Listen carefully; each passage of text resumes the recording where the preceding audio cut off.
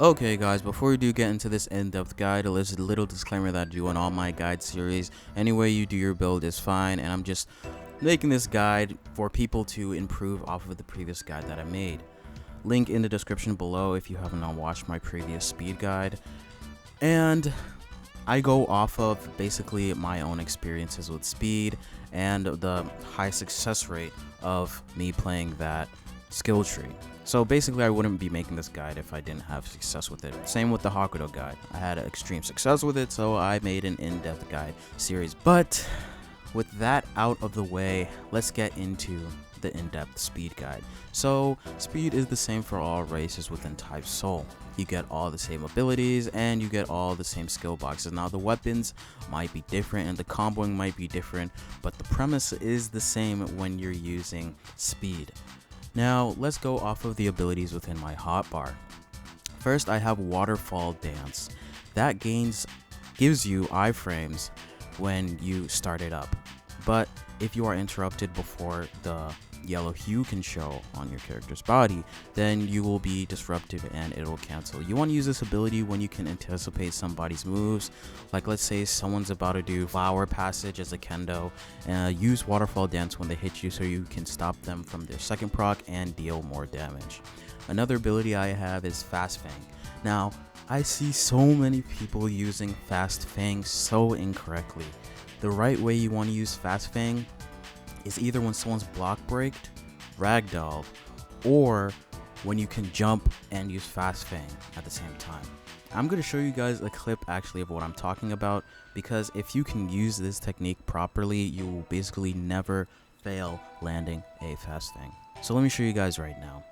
So basically what I do within this clip is press Fast Fang but jump with the Fast Fang, so it gives me more range, because when you're looking at the ability it makes your character invisible, but it gives you a huge range of hitbox, so you want to make sure you do it within the vicinity of the person as well. But jumping can give you that extra boost of basically hitbox range when fighting somebody.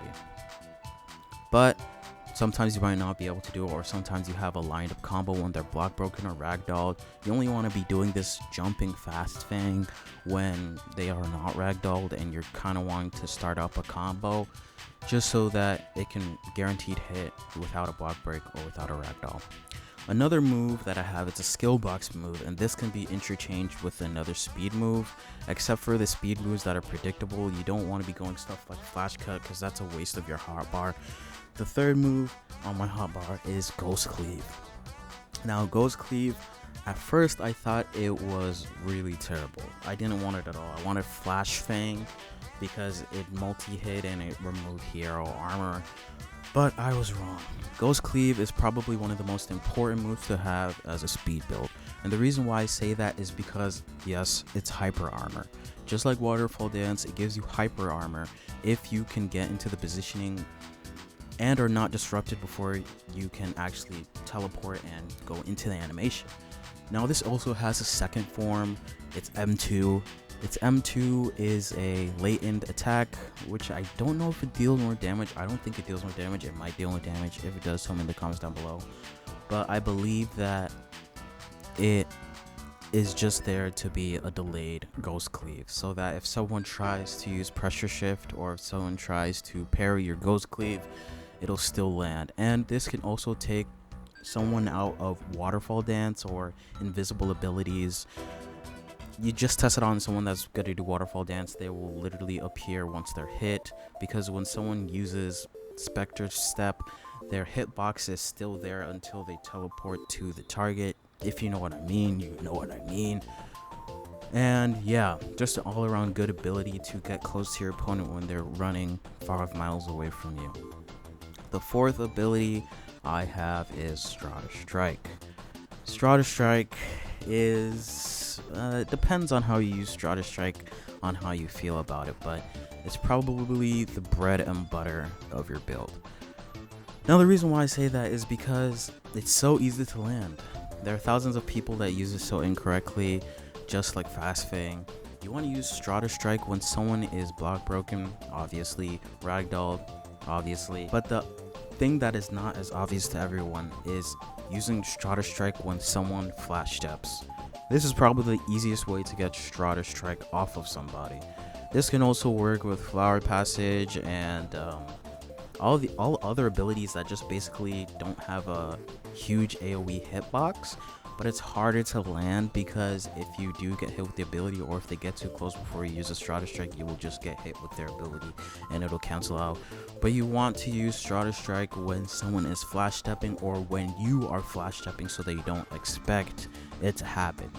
The surprise about Strata Strike is you're supposed to use it when somebody's not expecting. You need a whole second, I believe, for the damage to go through. Your animation has to go through and the damage has to go through. That's why you need to use it when someone's flash stepping, because they're trying to get away, get close, they won't expect it, and they'll be too far away to actually hit you. Or you want to use it when you're flash stepping because they think that, you know, you're busy flash stepping. They don't think that you're going to be using Strata Strike on them. And you want to mix it up in combos so that it's not predictable, because a lot of people become predictable when they do their combos over and over again. The fifth ability I have is Spectre Step. Now, Spectre Step, it's a really good move, but just like Strata and just like Fast Fang, people are using it incorrectly. When you use Spectre Step, you want to choose when you want the full Spectre Step to go through with the full 2 M1s, or if you want to cancel the second M1 into an ability.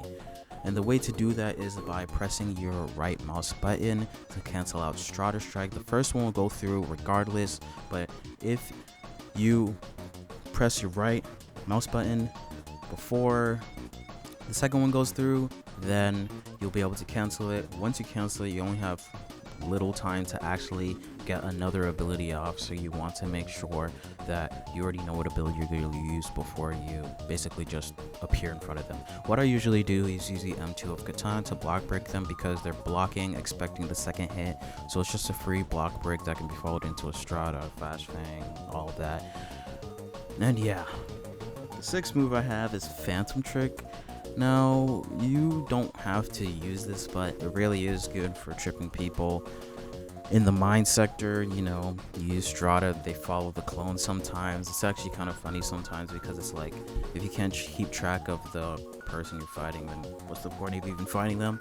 But yeah, Phantom Trick can be a really good way of confusing people, getting away from the situation, or just lining up a combo, because you can use Phantom Trick, Strata. The Phantom Trick will kind of confuse them. Even if they know that you use Phantom Trick, it will confuse them. It'll get you a free Strata. Use the technique and tell me how it is. But that's basically all I have for the in-depth guide. Weapons do matter, but not as much as you think they should. But yeah, if you did find this video helpful, make sure you do subscribe so you don't miss when I post another video. Like the video so other people who want to see this can see it, and comment down below if you are a speed builder or not. And most importantly, make sure to have a great day, guys, and see you guys within the next video.